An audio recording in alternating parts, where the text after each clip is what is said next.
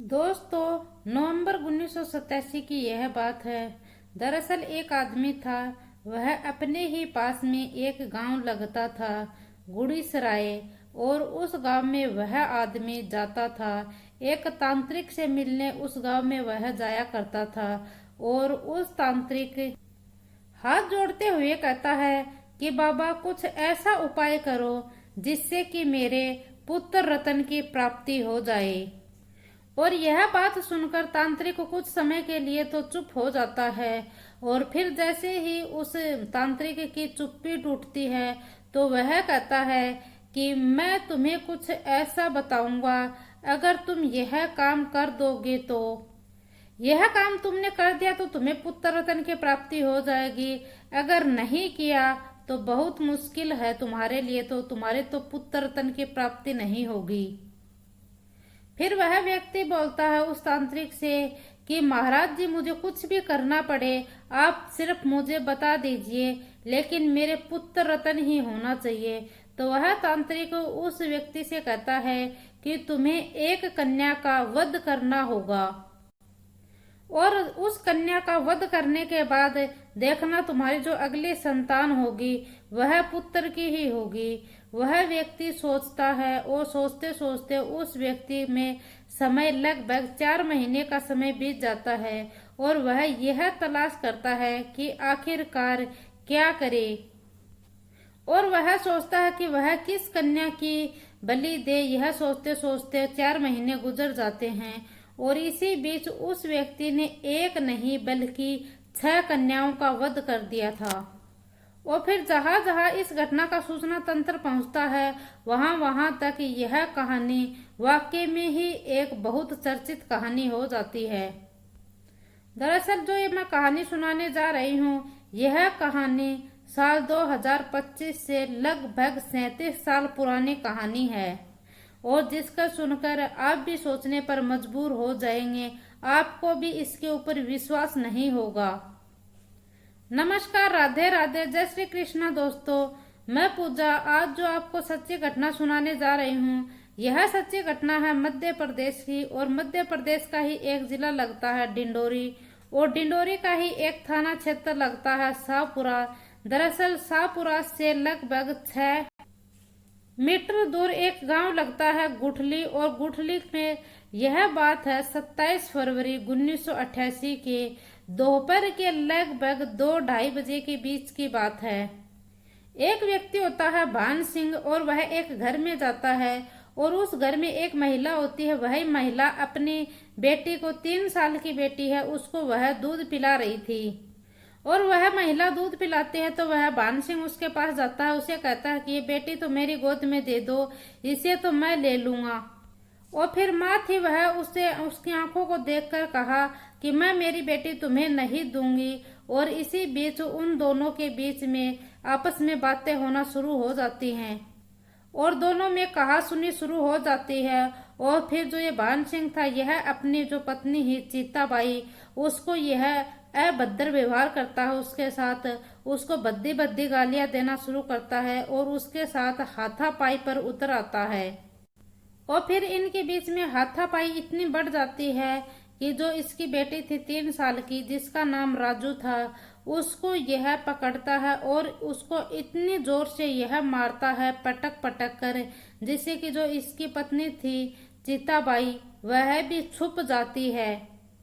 और उसकी पत्नी थी, वह डरी हुई थी, सहमी हुई थी, वह भी छुप जाती है। फिर जो अपनी वह 3 साल की बेटी थी, उसके वह पैर पकड़ता है। और पैर पकड़ने के बाद वह जमीन के ऊपर उसे पटक पटक कर मारता है। और वह उस लड़की को जब तक पटकता है जमीन के ऊपर, जब तक कि उसे तसल्ली ना हो जाए कि यह लड़की मर चुकी है। और उसे मरने के बाद वह चीखता है, चिल्लाता है, और चीखते चिल्लाते हुए वहीं पास में लगभग 1-1.5 किलो का पत्थर पड़ा था, वह लेता हुआ वह हाथ में लेता है उसे। और फिर चीखते चिल्लाते हुए वह बस्ती की तरफ निकल जाता है। और वह जैसे ही बस्ती की तरफ जा रहा था तो उसे एक महिला दिखाई देती है, जिसका नाम होता है गेलोबाई। और गेलोबाई यह पारुतु की पत्नी होती है। और उसके सिर के ऊपर थोड़ा सा चारा था, वह रखा हुआ था। और उसके एक जो थैला था, वह उसने कमर में दबा रखा था, कमर के अंदर और हाथ के बीच में उसमें थोड़े से बर्तन थे। और फिर वह जो चारा उसने सर पर रखा हुआ था उस चारे को वह खींचता है और खींचने के बाद वह नीचे गिरा देता है। और जैसे ही उसकी जो चारे की गठरी थी वह नीचे गिरती है तो वह देखता है कि, और यह महिला थी, यह कुछ समझ में नहीं पाती है। इस महिला के लिए जैसे कि एक भूकंप सा आ गया था, हाथ हालचल मच गई थी कि यह अचानक से हो क्या गया है। और जो उसने साइड में बर्तन दबा रखे थे वो हाथ के और कमर के बीच में वह भी उसके गिर जाते हैं। और वह सोचती है कि अचानक इस भान सिंह को हुआ क्या है। फिर वह महिला थी, उसकी उम्र लगभग 45 साल के आसपास थी।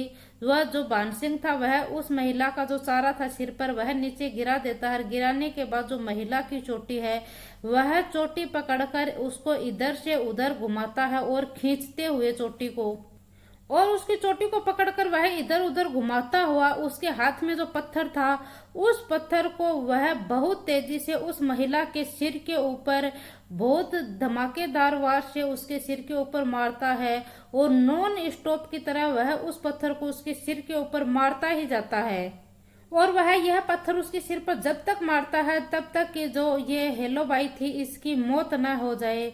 इस गेलोबाई की मौत हुई थी और उसके बाद यह लगभग दोपहर का समय था और सभी लोग थे वह खेतों की ओर जा रहे थे।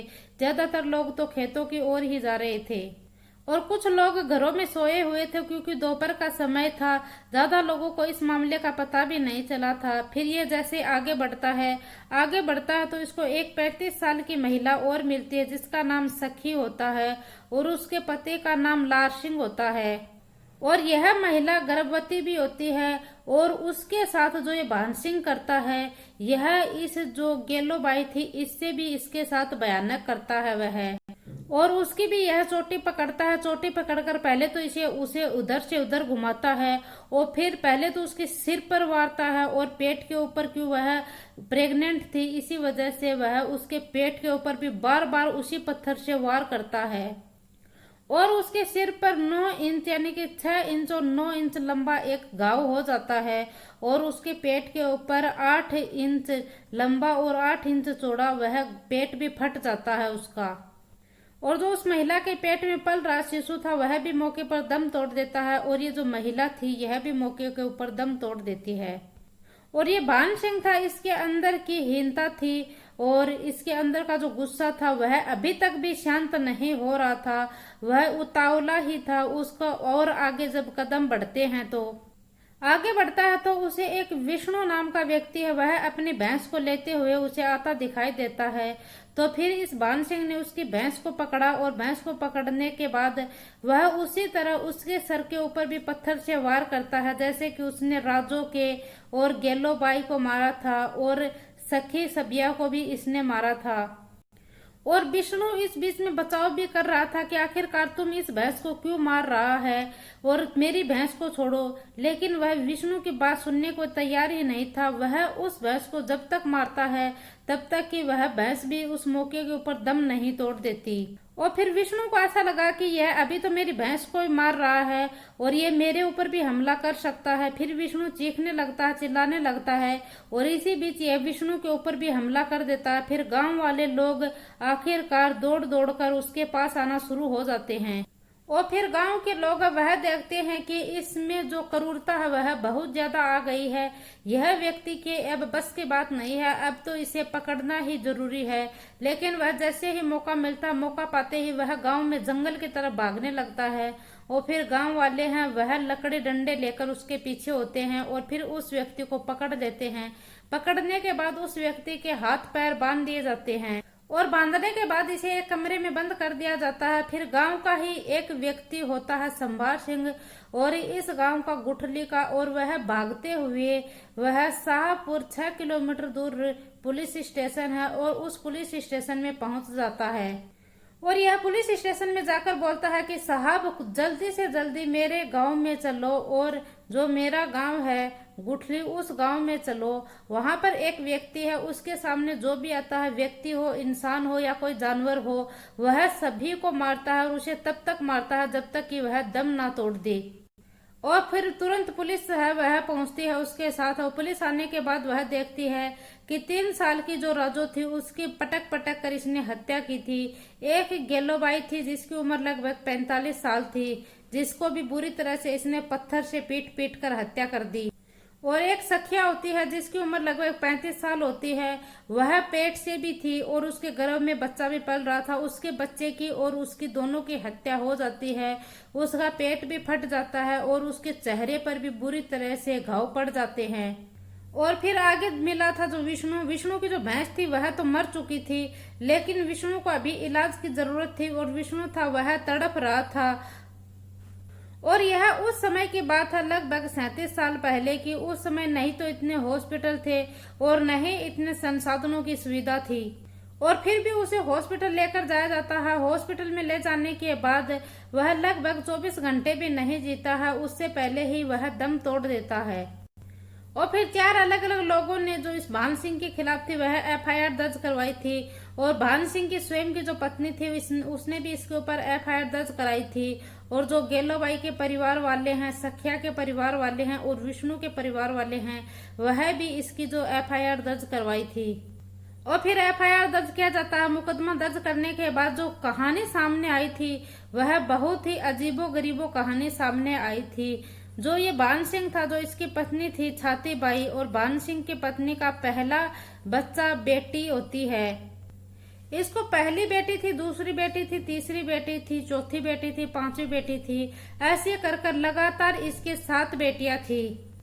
और वह जो तंत्र मंत्र होता है या काला जादू बोल दो उसे, काला जादू होता है या फिर और कोई जादू टूना वगैरह होता है, वह करवाता है। वह कहता है कि चाहे कुछ भी हो जाए, जो मेरी पत्नी की अगली संतान हो वह बेटा ही होना चाहिए। और यह नवंबर 1987 के आसपास की बात है। और पास में ही एक गुड़ीसराय गांव लगता है, उस गांव में एक तांत्रिक होता है और उस तांत्रिक वह कहता है कि मैं चाहता हूं कि अब की बार मेरी पत्नी के जो संतान पैदा हो वह लड़का ही पैदा हो। फिर जो उस तांत्रिक ने उसे जो जादू बताया था, या काला जादू मान लो या कुछ तंत्र विद्या मान लो, वह उसने बताया था वह वाकई में ही बहुत ही हैरान कर देने वाला था। वह तांत्रिक उसे कहता है कि तुम्हें एक कन्या का वध करना होगा। फिर वह कहता है कि कन्या तो मेरे घर में बहुत है, आप मुझे बताइए किसका वध करना है, किस समय करना है। तो वह कहता है कि आपका जिसका मन करे उसका करो आप वध, और आप उचित समय के ऊपर करो। और फिर इस तांत्रिक के पास जाने के बाद वह सीधा अपनी पत्नी के पास आता और अपनी पत्नी से कहता है कि मैंने एक तांत्रिक के पास गया था और उस तांत्रिक ने कुछ ऐसा काला जादू वगैरह कुछ तंत्र विद्या बताई है। उसने कहा कि मैं अपनी किसी एक बेटी का वध कर दूं, उसकी हत्या कर दूं, तो जो अपनी अगले होने वाली संतान है वह लड़का ही पैदा होगी। और उसकी पत्नी यह बात सुनते ही वह एकदम से हैरान हो जाती है और वह कहती है अपने पति से कि तुम ऐसी कैसे बात कर रहे हो, यह तो हमारी जन्म दी हुई बेटी है, हम ऐसा कभी भी नहीं करेंगे। और चाहे दूसरे की बेटी हो या हमारी बेटी हो, हम ऐसा कभी भी मैं तुम्हें नहीं करने दूंगी। और वह अपने बच्चों की निगरानी रखती थी हमेशा। और जो व्यक्ति था भान सिंह, उसकी नजर हमेशा जो उसकी 3 साल की सबसे छोटी बेटी थी राजू, उसके ऊपर उसकी नजर थी। वह उसी के ऊपर गड़ाए रखता था, उसकी निगाह हमेशा वह उसको मौका पाने की रहता था, तलाश में कि कब मुझे मौका मिले और कब मैं इस राजू जो उसकी बेटी थी उसकी हत्या करूं। और फिर वह मौका पाता है। मौका पाने के बाद वह सबसे पहले जो उसकी बेटी थी राजू, उसकी हत्या कर देता है। और फिर पुलिस इस मामले की जांच पड़ताल करती है, चार्जशीट करती है, दाखिल करती है। फिर यह मामला निचली अदालत में जाता है और निचली अदालत में जो फैसला है वह सुनाया जाता है। वह कहते हैं कि जब तक इस व्यक्ति को फांसी की सजा न हो जाए तब तक इस व्यक्ति को किसी भी हालत में नहीं छोड़ा जाएगा। और फिर यह मामला उच्च अदालत में भी जाता है और ऐसे ही करते करते 1 साल का समय बीत जाता है। फिर आखिरकार साल 1989 की यह बात है और अगस्त के लगभग यह बात थी। और फिर दोनों तरफ के जो वकील थे वह अपनी वकालत कर रहे थे, अपनी अपनी पैरवी कर रहे थे। और फिर जो ठोस सबूत मिल रहे थे वह पत्नी की तरफ से ठोस सबूत मिल रहे थे। जो उसकी पत्नी गवाही दे रही थी वह वाकई में ही एकदम से सही गवाही दे रही थी। वह एक मिसाइल की तरह कायम हुई थी। और जो पत्नी थी वह अपने पति के खिलाफ जाने के लिए, वह लास्ट तक भी अपने पति के खिलाफ जाने के लिए पीछे नहीं हटी। और चाहे मामला हाई कोर्ट का हो या निचली अदालत का हो, वह अपने फैसले पर डटी रहती है, क्योंकि उसे अपनी बेटी को इंसाफ जो दिलाना था। और उस व्यक्ति को कोर्ट में पागल करने की भी बहुत सी घोषित किया जाते हैं। वह कहते हैं कि इसको मानसिक बीमारी है, यह मानसिक बीमारी से पीड़ित है, इसीलिए इसने यह सब कुछ किया था। और फिर पुलिस है, वह उसको तांत्रिक के बारे में पता चल गया था, तो पुलिस ने शिद्दत से उस तांत्रिक को खोजने की कोशिश नहीं की, जिस तांत्रिक के काले जादू की वजह से ही एक भैंस, एक महिला जिसके पेट में पल रहा बच्चा था, और एक बच्चा 3 साल का था, एक महिला जिसकी उम्र लगभग 45 साल के आसपास थी, इसमें 6 लोगों की बलि दे दी जाती है। इस काले जादू के चलते, इस तांत्रिक की वजह से, इस तांत्रिक ने जो बताया था काला जादू, उस काले जादू की वजह से ही 6 लोगों की हत्या चली गई थी। यहाँ 6 लोगों के प्राण थे, वह इस जो ये भान सिंह था इसने ले लिए थे। और फिर यह मामला था, यह कोर्ट के अंदर इस व्यक्ति को आजीवन कारावास की सजा सुना दी गई थी। लेकिन यह मामला जो सुप्रीम कोर्ट होता है, यह राष्ट्रपति तक जाता है। शायद राष्ट्रपति ने भी इस व्यक्ति को जो मृत्युदंड की सजा थी वह दे दी गई थी। और दोस्तों, अगर आपको यह मेरा वीडियो पसंद आया हो तो इस वीडियो को लाइक करें, और अगर न्यू हो तो चैनल को सब्सक्राइब करें।